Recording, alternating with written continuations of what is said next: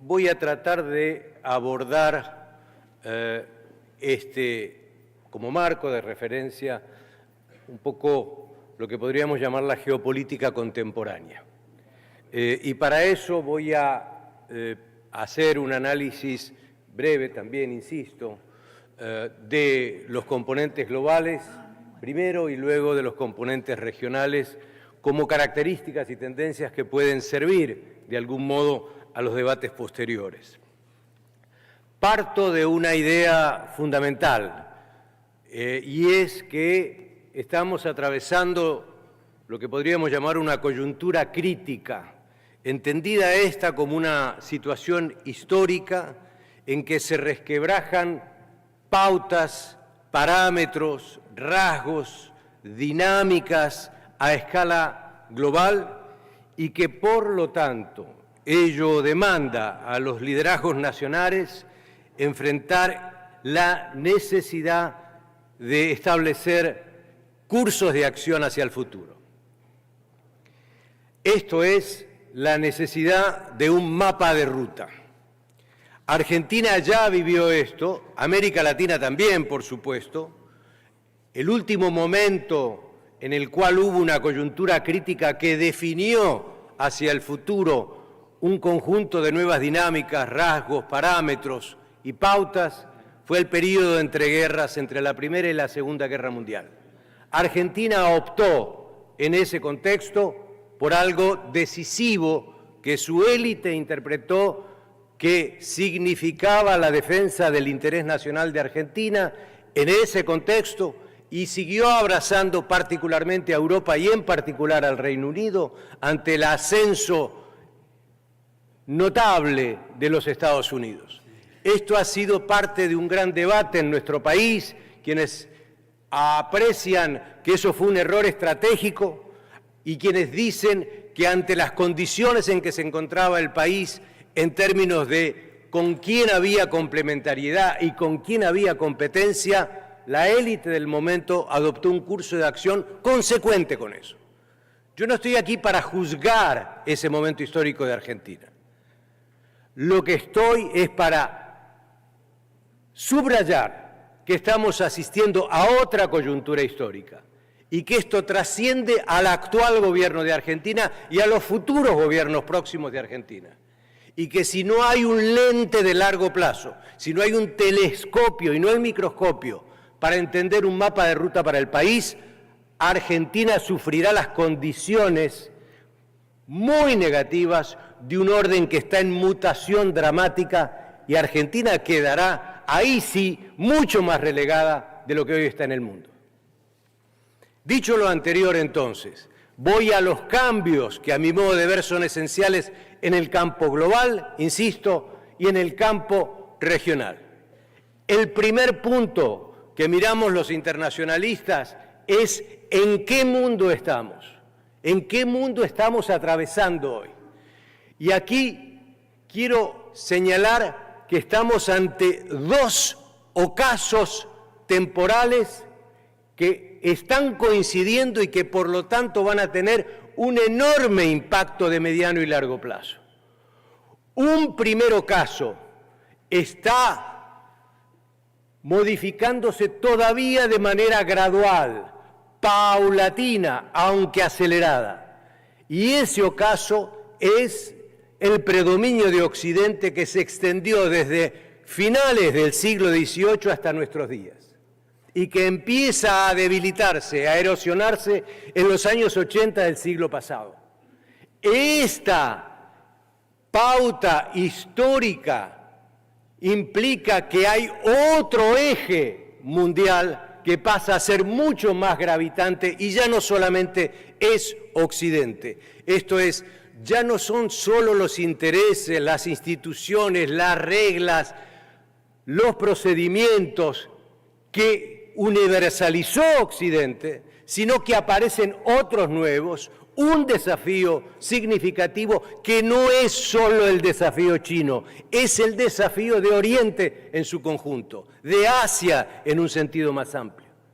Y por lo tanto trae ese nuevo actor, ese nuevo polo de gravitación, un conjunto de otros intereses, otras instituciones, otras reglas. Y aquí el punto fundamental es ver si hay una articulación posible, una adaptación conjunta o una tensión que haga que este proceso sea más un proceso confrontativo que un proceso cooperativo. Hay, a su vez, sí, un ocaso definitivo, no paulatino, no gradual, definitivo, de un ciclo muy corto que fue la posguerra fría, desde el 91 hasta el año 2022. Y ahí hubo dos fenómenos fundamentales a tener en cuenta para entender por qué esta idea de la posguerra fría, que iba a ser moldeada básicamente por Estados Unidos, encuentra crisis y resistencias que lo llevan inexorablemente, a mi modo de ver, a un final definitivo. En el campo económico y financiero es la crisis del 2008, cuyo centro, eje, es Occidente, no es Oriente, no es una crisis asiática, es una crisis básicamente occidental. Y si esa fue una crisis, hubo por otro lado una gran impugnación, y la gran impugnación es la invasión rusa a Ucrania en el año 2022.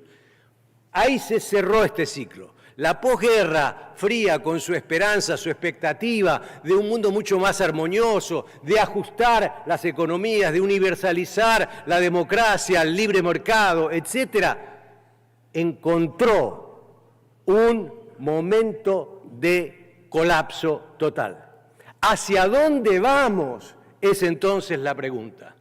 Y en ese sentido, creo que ello nos lleva a preguntarnos en qué tipo de orden estamos ingresando en el mundo.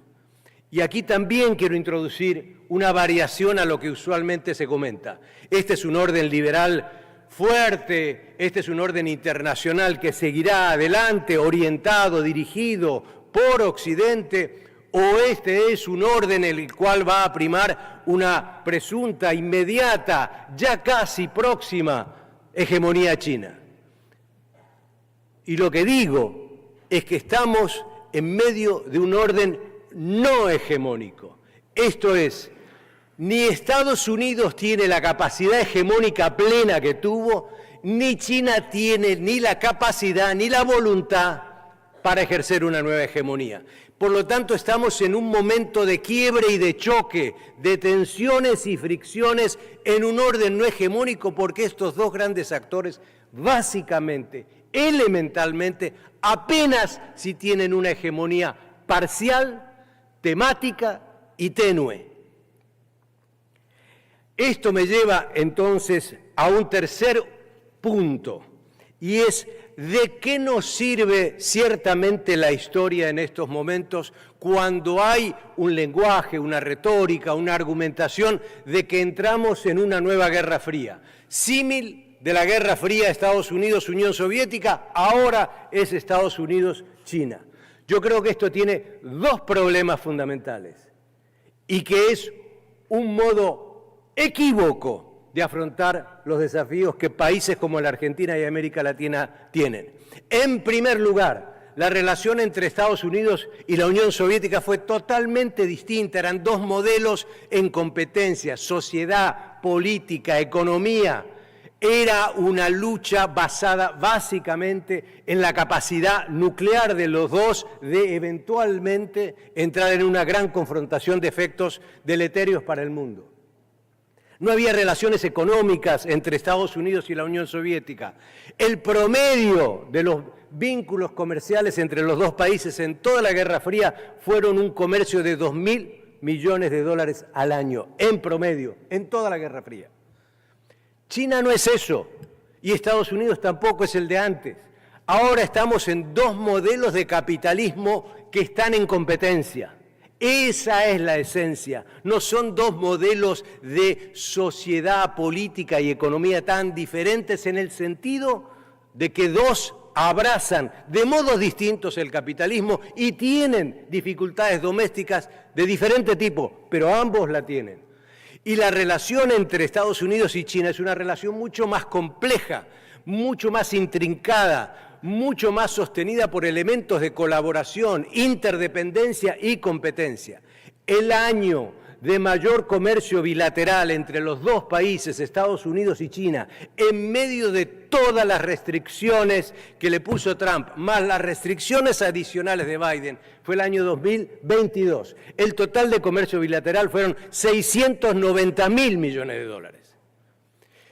La relación que tiene China con Estados Unidos en términos de que van hacia Estados Unidos sus futuros hombres y mujeres que van a ser parte del establishment chino, del 1.200.000 al año que ingresan a Estados Unidos a estudiar maestrías y doctorados de todo el mundo, 1/3 es chino. Y de ese tercio el 85% vuelve a China. Y por lo tanto esta no hay ninguna comparación factible entre China y Estados Unidos y Estados Unidos y la Unión Soviética. Ahora, ¿esta es una relación pugnaz? Claro que lo es. Y lo va a ser más, pero pues claro que lo será. Porque en gran medida aquí hay un Occidente que se resiste a perder poder. Esa es la clave de todo esto. ¿Cuál es el otro equívoco de esta relación? Cuando digo la relación entre China y Estados Unidos. El otro gran equívoco es pensar que China es parte del sur. Es decir, que China va a defender al sur, que China representa al sur global. No. China es otro norte compitiendo con el norte tradicional. Son dos nortes en competencia. China no representa los intereses ni de Argentina, ni de Brasil, ni del sur global, ni de nadie. Representa su proyecto histórico específico. Y es equívoco pensar en que China va a ser totalmente generosa con el sur global y que va a representar sus intereses y va a pelear por sus intereses. China va a pelear por los propios, no por los de los demás. Esto nos lleva entonces a un escenario en el cual, básicamente, uno de los problemas fundamentales hoy es que no hay factores moderadores de este escenario que estoy describiendo. Cada vez tenemos sociedades más polarizadas, cada vez tenemos sociedades con mayor malestar social, cada vez tenemos grados de militarización creciente, cada vez tenemos un multilateralismo más erosionado, cada vez tenemos conflictos, hotspots acá y allá, en Ucrania, en Gaza, posiblemente en Taiwán, en el norte de África. Todo esto, todo lo que acabo de decir, me lleva a insistir que no estamos en un escenario incierto o inestable.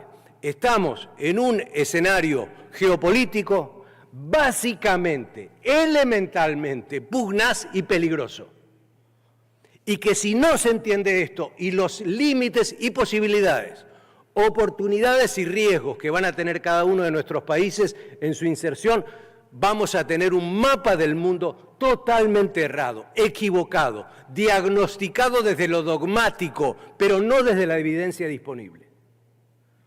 Voy a lo regional para ir terminando. Y aquí quiero hacer 3 notas también. La primera, hay una gran paradoja latinoamericana. ¿En qué consiste lo que llamo la paradoja latinoamericana? Bueno, básicamente que es una región en el mundo cada vez menos gravitante. Pero a pesar de ser menos gravitante, sigue siendo muy relevante. Esta es la paradoja latinoamericana. ¿En qué consiste la pérdida de gravitación y en qué consiste la relevancia relativa? La pérdida de gravitación, a lo que me refiero, voy a dar 3 indicadores, hay muchísimos más, se pueden ver en infinidad de trabajos. La primera, diplomáticamente, básicamente, cuando se crea Naciones Unidas, 1945, 20 de los 51 países que son miembros originarios de Naciones Unidas y que lo son por la década del 50 y parte larga de los 60 e inclusive hasta los 70, cuando se complementa el proceso de descolonización, 20 de los 51 eran de América Latina. Y esos 20 en las décadas del 50 y del 60 hacen empezar su voz, hacen empezar su voto en Naciones Unidas y son un actor en ese momento histórico muy gravitante. Hoy hay 193 países en la ONU y el voto latinoamericano cada vez es más disperso. El voto latinoamericano cada vez es menos homogéneo. El voto latinoamericano es cada vez más volátil y por lo tanto colectivamente América Latina hoy tiene un peso menor en Naciones Unidas. Voy a otro indicador, estudio de la CEPAL, 1956, miren dónde me estoy yendo, 1956, estudio de la CEPAL sobre comercio. ¿Cuál es la participación de América Latina en las exportaciones mundiales? En el año 1956, repito, 1956, el total de la participación latinoamericana en su conjunto era del 12%. Estudio de la CEPAL 2019, el año anterior a la pandemia, para no tomar ese dato de ese momento histórico que fue dramático para América Latina y para el mundo también, pero dramático para América Latina en particular. El total de la participación de América Latina en las exportaciones mundiales fue del 6%, la mitad de lo que era en el año 1956. Claro, hubo países que le fue mejor, por supuesto, y hubo países que le fue peor, entre otros Argentina. Pero básicamente como región, el peso en el comercio internacional de América Latina es bajo, es mediocre, comparado con otras regiones, particularmente el Asia y dentro del Asia, el sudeste de Asia. Pero vamos a otro indicador que a mi modo de ver, dado que se nombró en las dos presentaciones que me antecedieron, se identificó como algo importante: la ciencia y la tecnología, la innovación y el desarrollo. Bueno, los 33 países en conjunto de América Latina y el Caribe, 33 países en conjunto de América Latina y el Caribe, tienen una inversión en innovación y desarrollo igual que todo lo que invierte en un año Francia. El año de mayor inversión de Argentina, Brasil y México en materia de innovación y desarrollo fue el año 2022. Estos tres países invirtieron un total de $60.000 millones en innovación y desarrollo para un mayor despliegue científico y tecnológico. Uno dice, qué cifra interesante esa, qué cifra relevante, las tres principales economías de la región. Bueno, ese mismo año, la inversión en innovación y desarrollo de una compañía, Amazon, fue de $73.000 millones. El año pasado hay una organización que se llama Organización Mundial de Propiedad Intelectual, donde se depositan las patentes que llevan los países y que reflejan, entre muchas otras cosas, su capacidad en inversión en ciencia y tecnología, en innovación y desarrollo. El total de las patentes provenientes de América Latina, de los 33 países de América Latina, en el mundo fue del 1.6%. El total de las patentes que presentaron los países asiáticos fue el 67.9%. Esto es, insisto, remarco, subrayo, lo diré una y otra vez, somos una región cada vez menos gravitante. Tenemos menos voz y hacemos menos los deberes en lo cual siempre nos llenamos la boca, que hay que hacer inversión en ciencia y tecnología porque es el futuro, es el futuro, es el futuro. Bueno, si seguimos haciendo lo que estamos haciendo, vamos a ser más parte del pasado que del futuro. En esa paradoja a la cual quiero llegar, es que hay otro lado mucho más luminoso de América Latina. América Latina es una zona de paz en el mundo. América Latina es el único continente, la única región que lleva que en los últimos 150 años es mucho menos belicosa que el resto del mundo. Aquí no nos hacemos la guerra entre nosotros. Claro, nos matamos en cada uno de los países, pero entre nosotros no nos hacemos la guerra. Somos una región con un enorme potencial en términos no solamente alimenticios, sino en minerales, en energía, en metales. Tenemos hoy una llave de negociación inédita frente a las contrapartes del norte global y de China respecto a cómo usar no extractivamente, no negativamente esta opción nueva que se nos presenta. Somos una región que somos una superpotencia en términos de biodiversidad. Es decir, tenemos una capacidad de convivencia étnica y religiosa única que no tiene ni Europa, ni Asia, ni Estados Unidos. Tenemos activos a nuestro favor. Ahora, esta es la paradoja. La paradoja es que somos menos gravitantes, pero tenemos alguna relevancia relativa que deberemos saber usufructuar mejor. Segundo punto que quiero hacer, América Latina es una región que solita ella se ha ido fragmentando cada vez más. Esto es, cada vez estamos menos integrados y concertamos menos políticamente. Los politólogos suelen decir algo que yo considero un eslogan, que es: a los problemas de la democracia se los resuelve con más democracia. Eso es un eslogan, porque los problemas de la democracia no se resolvieron en muchos lados con más democracia. Es más, los intentos de más democracia fracasaron. Los internacionalistas tenemos otro eslogan también fallido, que decimos: ante los problemas de la integración, más integración. Bueno, yo les propongo, y ustedes están en un rubro en el cual las relaciones con sus pares en la región son fundamentales, que estudien la desintegración. ¿Cómo fue que nos desintegramos tanto? ¿Cómo llegamos a este nivel de desintegración? ¿Cómo es que no podemos tener cadenas productivas fuertes, multinacionales compartidas entre nuestros países? Tener un sistema de infraestructura en el cual converjan todos los proyectos nacionales que cada uno de nosotros tenemos. Tenemos un nivel de desintegración peligroso, porque mientras otras regiones del mundo se van integrando, nosotros nos vamos desintegrando. Y termino con la idea nuevamente de una zona de paz, y por qué hay que preservarla, y donde hay un dilema potencial, eventual, hipotético que tenemos. América Latina fue solamente dos veces,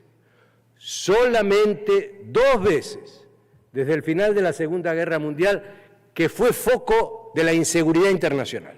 Solamente dos veces. Únicamente dos veces. La primera, la crisis de los misiles en Cuba en el año 62, que pudo haber derivado en una crisis mayúscula por el potencial destructivo que tenía esa crisis y que se pudo resolver negociadamente entre Estados Unidos y la Unión Soviética a último momento con un quid pro quo que consistió en que los soviéticos sacaran las ojivas nucleares de Cuba y 6 meses después Estados Unidos hiciera lo mismo con sus ojivas en Turquía. Esa crisis se eludió, por suerte. El otro momento fue el conflicto de las Malvinas, donde hubo una guerra en América Latina, en el Atlántico Sur, y donde hubo, por supuesto, la disputa entre Argentina y el Reino Unido, que concitó en el año 82 toda la tensión vinculada a la paz y a la seguridad internacional. Desde entonces no hemos sido objeto de pugna, de disputa, espacio de competencia que pudiera derivar en una situación descontrolada. Me temo que si no se resuelve la situación de Venezuela en el futuro próximo, América Latina se volverá a convertir en un atractor de conflictos internacionales. Y por lo tanto lo que hay en juego en Venezuela es esencial para la paz en la región. No es simplemente una cuestión de democracia, qué tipo de democracia, qué pasó, qué no pasó, cómo pasó, quién ganó, quién no ganó, quién tiene las actas, quién no tiene las actas, dónde hubo fraude, dónde no hubo fraude, etc. América Latina no se puede convertir en un atractor de conflictos en el escenario global que acabo de señalar.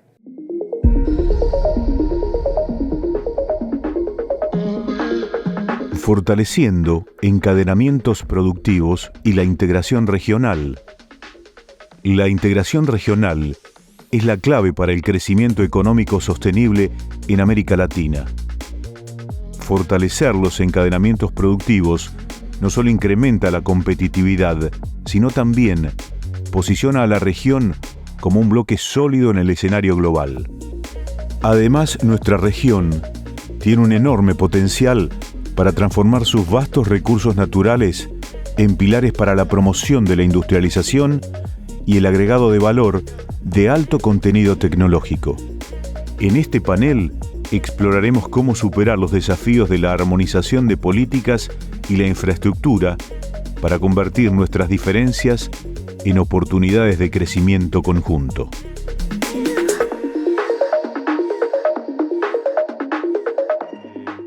Carlos, de alguna manera vos nos habías preparado una presentación sobre recursos naturales, sobre la importancia de los recursos naturales como vectores de desarrollo y cómo cada país, digamos, ha manejado en forma distinta la administración de estos recursos naturales.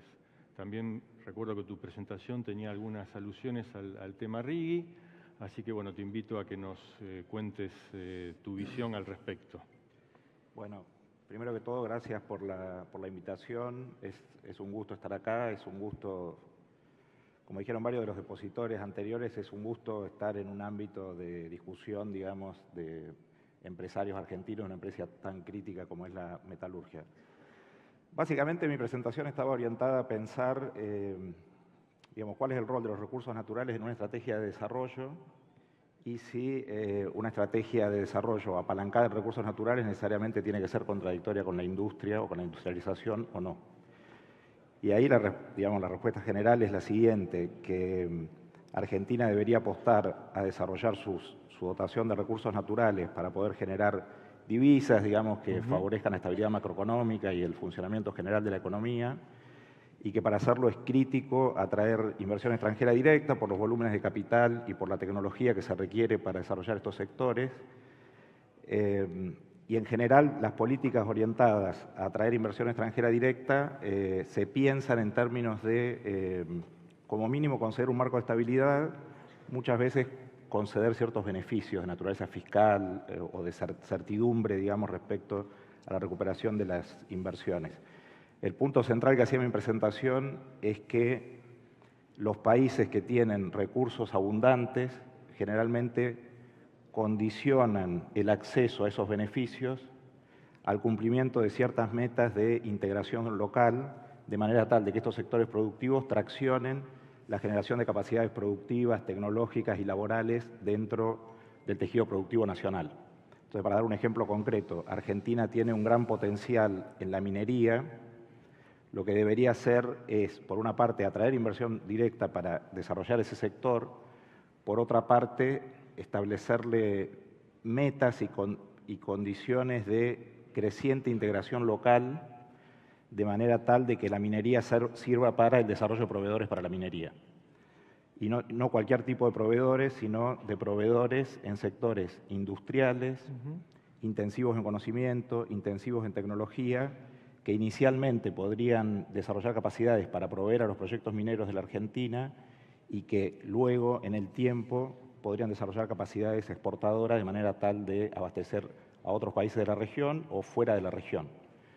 Este tipo de esquema, de condicionar, digamos, el acceso a los recursos y los beneficios fiscales sobre la inversión al desarrollo, a que estas inversiones traccionen otras capacidades productivas, es un modelo, está alineado con todas las recomendaciones de buenas prácticas internacionales y es un modelo que crecientemente vienen aplicando países que son ricos en estos recursos. Y en la presentación mencionaba algunos casos, está el caso de Brasil con el desarrollo de su sector hidrocarburífero offshore, está el caso de Indonesia, que acaba de condicionar muy fuertemente las inversiones en su sector de níquel, básicamente al procesamiento local del recurso, y está el caso más cercano de Chile, que digamos, ha aumentado los impuestos en su sector de litio, ¿no?, en la explotación de litio, y ha canalizado esos recursos a la investigación básica, a la inversión en ciencia y tecnología, de manera tal de favorecer el desarrollo de elaboramientos productivos aguas abajo, digamos. Después podemos profundizar en cada uno de estos modelos, pero la orientación general es esta, digamos. Entonces, ¿tienen los recursos naturales un papel para cumplir una estrategia de desarrollo? Sí la tienen. Ese papel debería ir más allá que la mera generación de divisas y debería estar orientado a pensar sistemáticamente cómo esos recursos pueden traccionar otras capacidades productivas, otros sectores industriales, como por ejemplo el metalúrgico. Sí, estos países que vos mencionás que administraron de alguna manera la renta que produce los recursos naturales, ¿a través de qué instituciones, a través de qué instrumentos lo lograron hacer? Perfecto. Sí, te doy, digamos, tres ejemplos muy breves. Brasil. Brasil, cuando descubrió petróleo aguas afuera, básicamente estableció un marco regulatorio específico para el desarrollo de esa explotación petrolífera, donde básicamente dispuso que la empresa petrolera estatal, en realidad es una empresa mixta con mayoría estatal, iba a ser el único operador de los yacimientos de aguas profundas, de manera tal de que todo el conocimiento tecnológico y el know-how de cómo hacerlo se integrara en la empresa nacional. Permitía que otras empresas se asociaran para desarrollar la explotación, pero solo financiando los proyectos, no operándolos.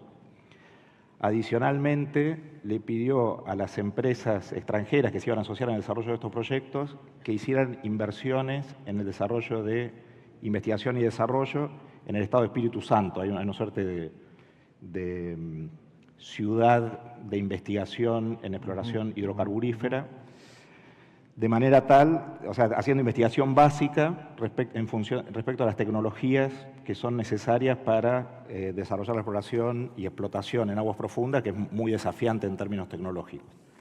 Entonces puso todas esas condicionalidades para poder acceder a esos yacimientos. El caso de Chile. Chile renegoció sus contratos litíferos. Digamos, renegoció sus contratos litíferos. Aumentó las regalías sobre esos proyectos litíferos y creó dos fondos. Un fondo para desarrollar investigación básica en relación a la exploración de litio, otro fondo para atender a problemas socioambientales, digamos, ¿no?, de manera tal de que fuera la propia explotación del recurso natural la que generara recursos y capacidades estatales para regularlo mejor. Y por último, Indonesia. Indonesia es un caso extremo, si ustedes quieren, pero básicamente lo que hizo Indonesia fue prohibir la exportación de níquel no procesado. Y eso básicamente lo que generó fue una serie de inversiones para procesar localmente el litio de manera tal de generar, digamos, un producto más puro, por así decirlo. Y eso tuvo otra consecuencia, que fue aumentar el valor de las exportaciones, aumentar exponencialmente el valor de las exportaciones del sector del níquel en el caso de Indonesia. No te dije el ejemplo más importante, y me estoy metiendo por ahí un poco en tu presentación. Uno de los casos más interesantes es el caso de Australia, ¿sí? El caso de Australia. En el desarrollo de su sector minero, ¿qué es lo que hizo Australia? Puso como condición para atraer inversiones en el sector minero que quienes iban a desarrollar esos proyectos presentaran un plan de participación de la industria nacional, ¿no? O sea, básicamente que dijeran de qué manera esos proyectos iban a traccionar el desarrollo de industrias locales, ¿sí? Y lo hizo de esta manera. O sea, por una parte puso esas metas que fueran metas progresivas. El hecho de ser metas progresivas básicamente le da tiempo al tejido productivo local para adquirir las capacidades y las tecnologías necesarias para convertirse en un proveedor de estas industrias que generalmente tienen estándares tecnológicos y de calidad muy altos. Además de hacer eso, creó unos centros de investigación, los centros MET se llaman, que es básicamente Mining Equipment, Technology and Services, creó unos centros de investigación que articulaban entre las empresas, o sea, el sector productivo privado, y el sistema de ciencia y técnica de Australia, de manera tal de que las empresas le pudieran demandar al sistema de ciencia y técnica las soluciones tecnológicas que necesitaban para poder desarrollar los productos que les demandaban las empresas mineras. Y el otro capítulo fundamental de esa política fue una política muy activa de ofrecerle a la industria mecanismos de financiamiento para poder financiar todo ese proceso de reestructuración productiva de manera tal de convertirse en proveedores competitivos. Entonces, okay, este tipo de estrategia es la que Argentina debería recorrer. No me pregunte si el RIGI va en esa dirección. El RIGI, digamos, hoy a la mañana se mencionó, digamos, las dos presentaciones, o sea, la exposición del gobernador de la provincia de Buenos Aires y del orador que abrió, plantearon escenarios bastante dramáticos, ¿no? Si uno tuviera que hacer una evaluación así sistémica del RIGI, ¿no?, en relación a esto que estamos conversando, tendría que hacer una evaluación igualmente dramática, digamos, ¿no? Porque es un marco regulatorio para los sectores extractivos, ¿no?, para industrias extractivas, sectores intensivos en recursos naturales, que va exactamente en la dirección contraria de esto que venimos conversando.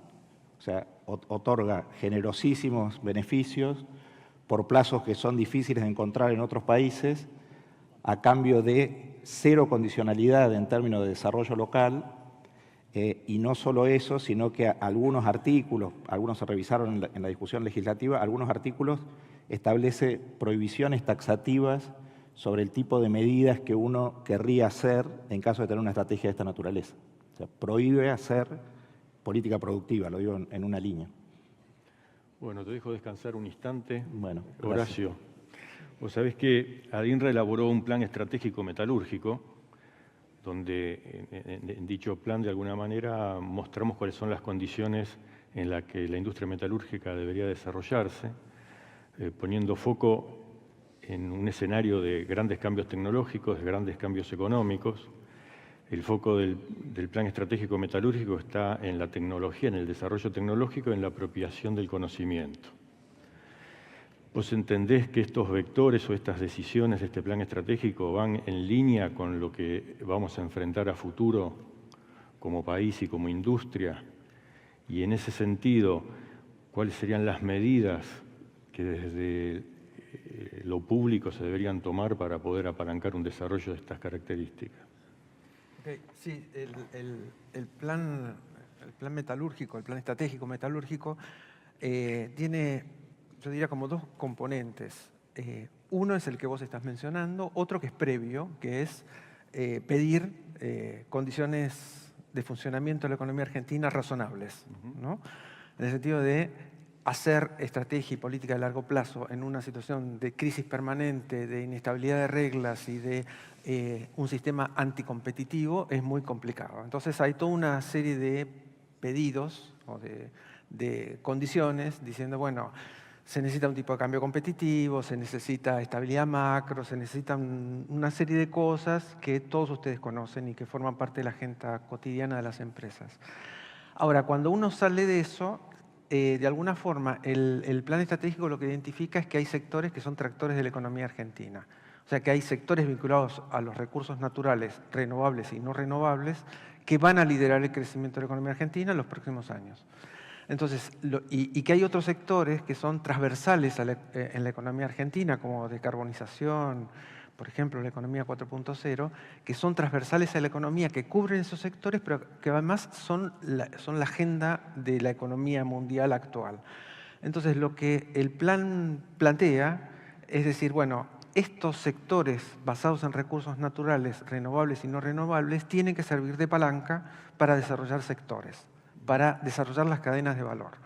Ahora, para desarrollar esas cadenas de valor, no solo son necesarias las condiciones macro, estabilidad, etcétera, que ya mencioné antes, sino una operación muy fuerte sobre el sistema científico-tecnológico y el sistema de formación de recursos humanos, que son los dos elementos críticos que generan capacidades para poder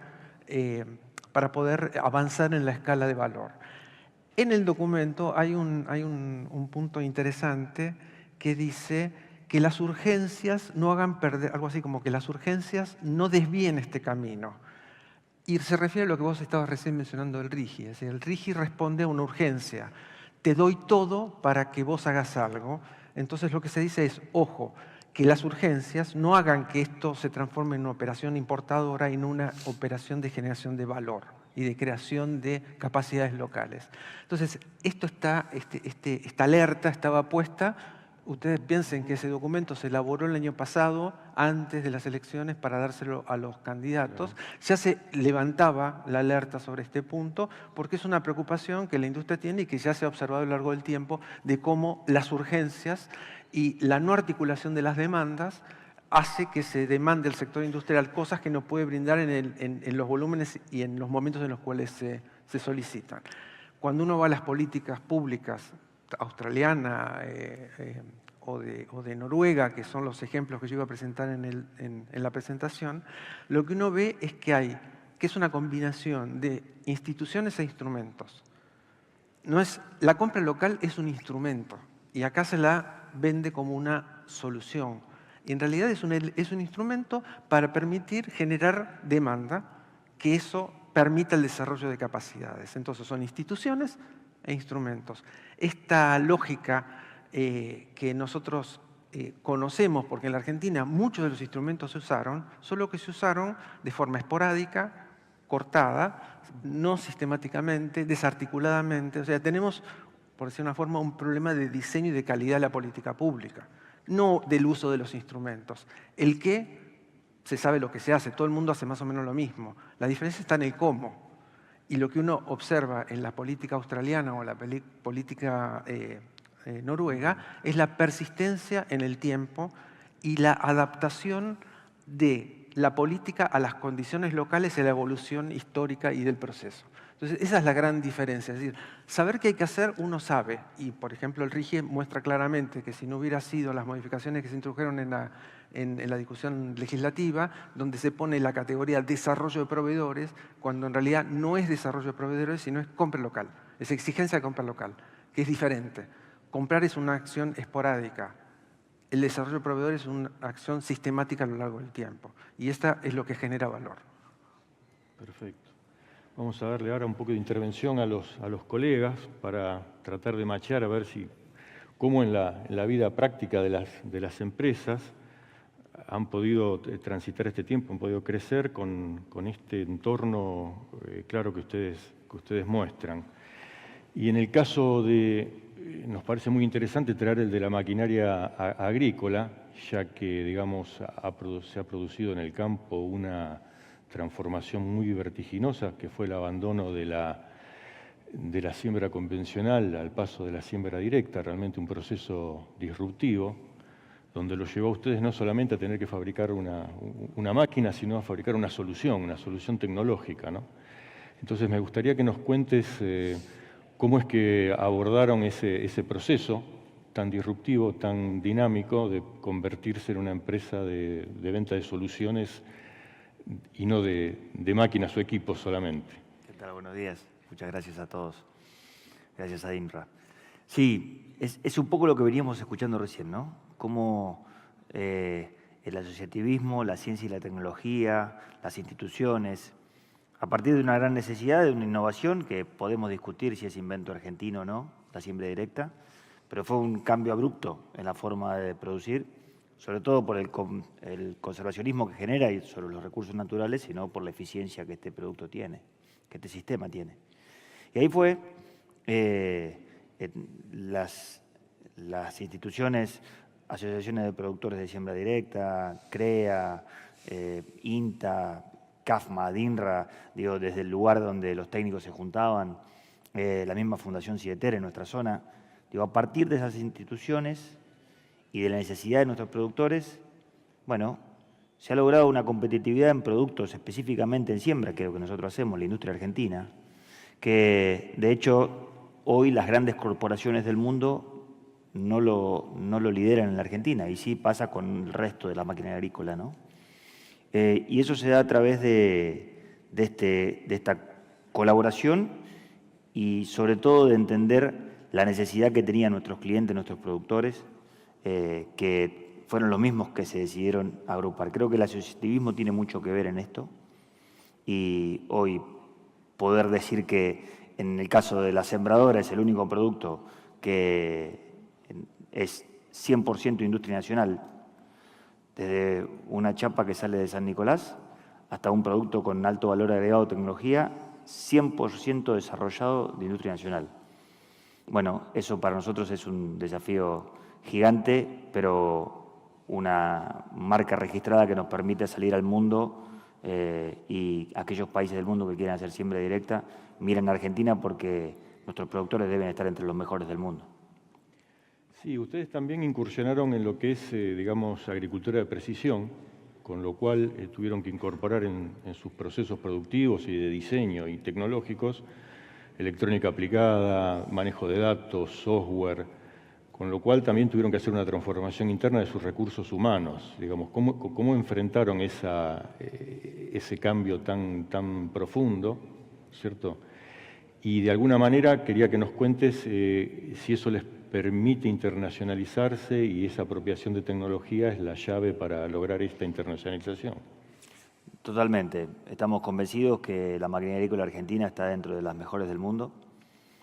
Estamos convencidos que desde Argentina se puede replicar el modelo en muchos lugares.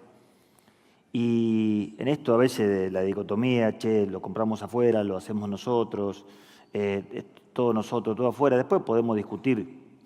Pero hay una realidad que es que la tecnología, la información, los datos y la sembradora, como nosotros estamos en ADIMRA, es metalurgia, los fierros comúnmente llamamos, ¿no?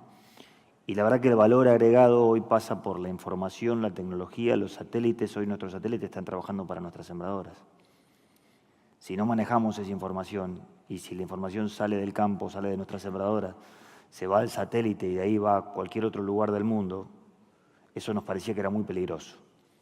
Si de un día para el otro dejábamos de depender de esa tecnología, nos volvíamos a quedar con los fierros de hace 20 años, que con todo respeto son buenísimos, pero todo el valor agregado de la mecatrónica, la electrónica, los satélites, y hasta hoy las cámaras y la inteligencia artificial que estamos aplicando, si eso no lo controlábamos, y nosotros le llamamos soberanía sobre eso, bueno, iba a ser riesgoso. Y hoy en Armstrong, en la región, las parejas, digo, veo muchos amigos de las parejas aquí, digo, hoy estamos desarrollando software, hardware, electrónica aplicada, mecatrónica, inteligencia artificial.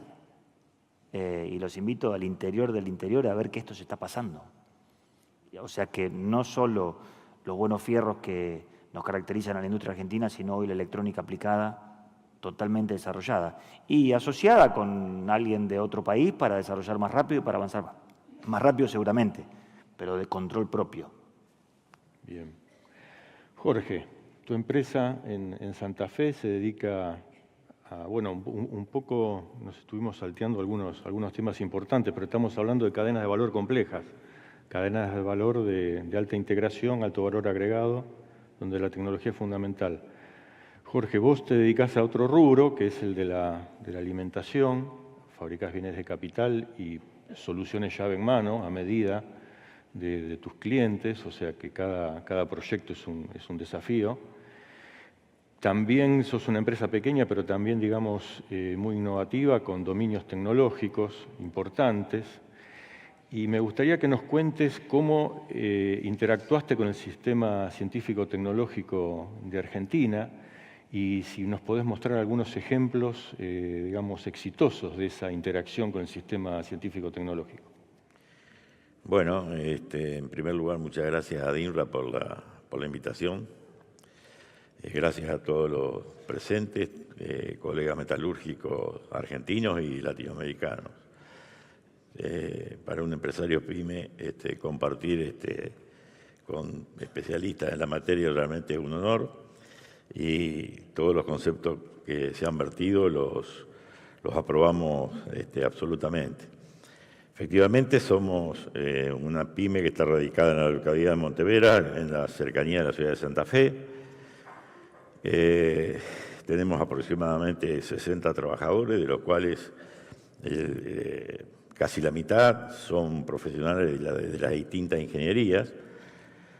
lo que nos permite hacer desarrollos aplicados a la industria alimentaria, muy particularmente a la industria láctea, donde con procesos innovativos trasladamos mejoras de productividad a nuestro cliente y tratando siempre el tema de la eficiencia energética como un tema fundamental para trabajar. Bueno, el esquema, cómo se dio la vinculación con el sistema científico-tecnológico en nuestra región, por tradición histórica, diría yo, fundamentalmente que tiene que ver con la Facultad de Ingeniería Química de la Universidad del Litoral, ha sido una zona de desarrollo de industrias vinculadas a la fabricación de bienes de capital para la industria de alimentos. También tiene mucha importancia el Centro Científico-Tecnológico Litoral Centro, con el cual siempre hemos mantenido vinculaciones, siendo una empresa productora de bienes, intercambiábamos consultas, siempre hemos tenido una relación muy estrecha. Ello nos llevó a un desarrollo muy interesante que se hizo con el sector de química fina del CERIDE, ahí en el Parque Tecnológico, y que fue el diseño, la construcción, el montaje y puesta en marcha de una obra que se hizo prácticamente llave en mano, que fue una planta formuladora de agroquímicos para agricultores federados argentinos, para AFA, que está en la provincia de Buenos Aires, en el Parque Industrial Comirsa, entre Ramallo y San Nicolás.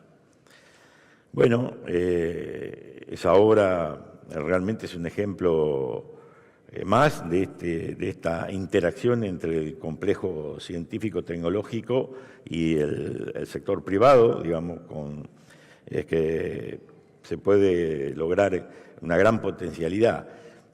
Y es un ejemplo más de lo que pasa en los países industrializados, donde el sector de bienes de capital tracciona junto con el sector científico-tecnológico el desarrollo de tecnologías, es decir, genera lo que un poco acá estaba explicando el colega, lo que se llama soberanía tecnológica. Y la soberanía tecnológica es un valor fundamental, digamos, para el desarrollo de un país. ¿Podemos? Sí. No. Hay otro ejemplo más que un poco, digamos, tiene que ver con esto, inconcluso, como tantas cosas pasan en este país, es el desarrollo en el área de biorefinerías, una convocatoria del FONARSEC, que dio lugar a un convenio público-privado entre el CONICET, la Universidad Nacional del Litoral, y una empresa de origen de San Luis, que se llama Barteco Química Puntana, para el desarrollo de la producción de glicoles a partir de glicerol. El glicerol es un subproducto en la fabricación de biocombustibles, de biodiesel, con una potencialidad importante, ya que se producen más o menos 4 millones de toneladas de biodiesel y el 10% es el residuo que queda, y a partir del cual, el glicerol, digamos, a partir del cual se proponen estas producciones. En concreto, esta planta, que es a escala planta piloto de producción, es para producir 100 toneladas por año de propilenglicol o eventualmente etilenglicol. Ese desarrollo se hizo completamente, digamos, en el diseño y la construcción del equipamiento. Esto es una convocatoria que tenía financiamiento del BID y en algún momento se terminó la plata y entonces está parada. Ahora, de todas maneras, ya esto viene de la gestión anterior, pero ahora se retomó. Hay una empresa, Enerfe, que es una sociedad anónima de capitales mayoritarios de la provincia de Santa Fe, que ha hecho un convenio, un fideicomiso, está armando un fideicomiso con Barteco para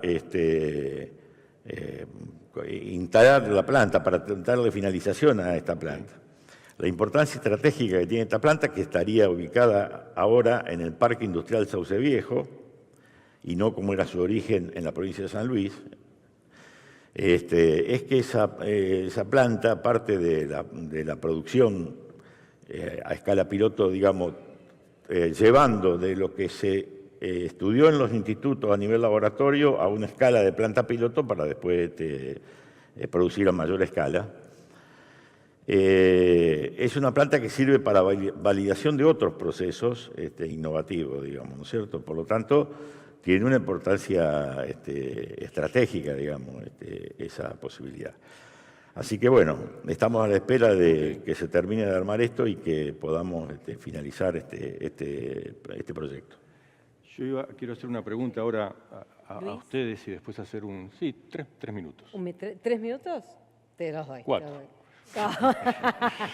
El tema de cómo la tecnología y la apropiación del conocimiento intervienen en la competitividad de una cadena de valor.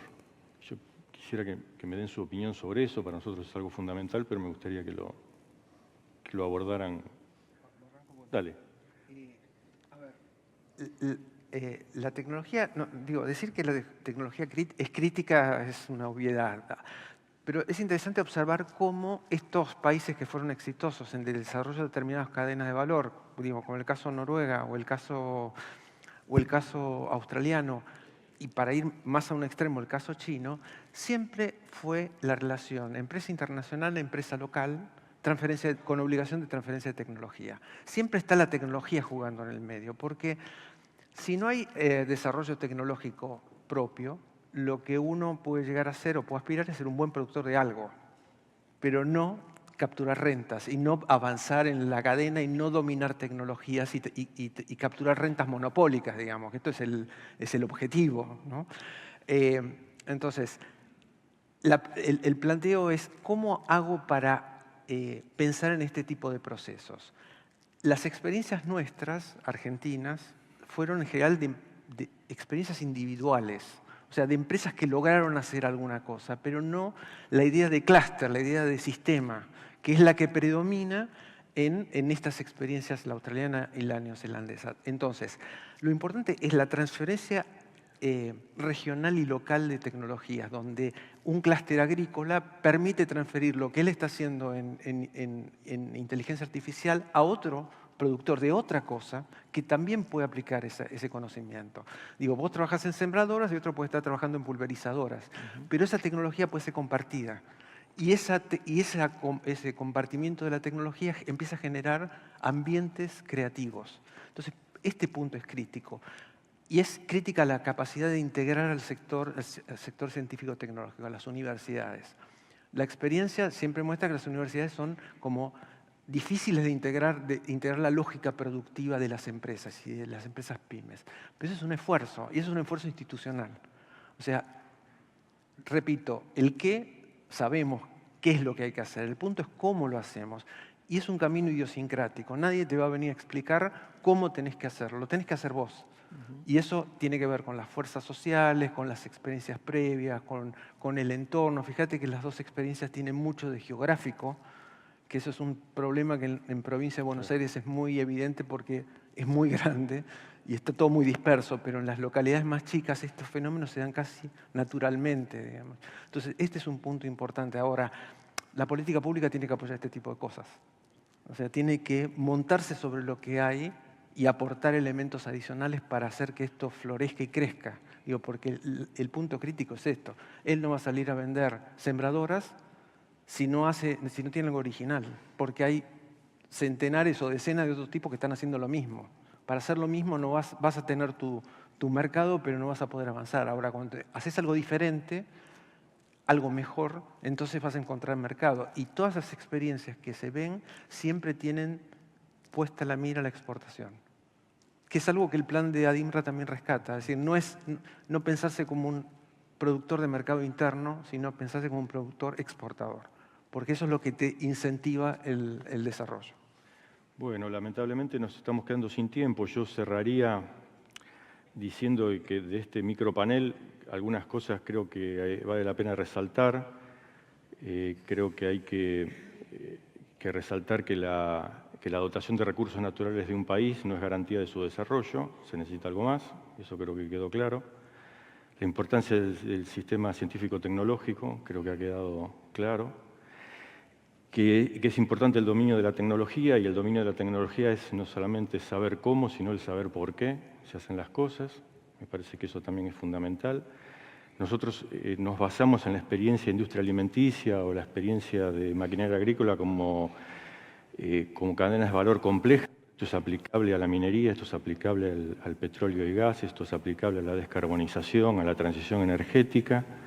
Creo que también es claro que las políticas públicas no son inocuas, o sea, por acción o por omisión dejan su huella y nos van de alguna manera a condicionar el resultado, y que obviamente Argentina tiene una oportunidad inmensa que es su desarrollo en función del desarrollo industrial para obtener una sociedad, digamos, más igualitaria, plural y desarrollada.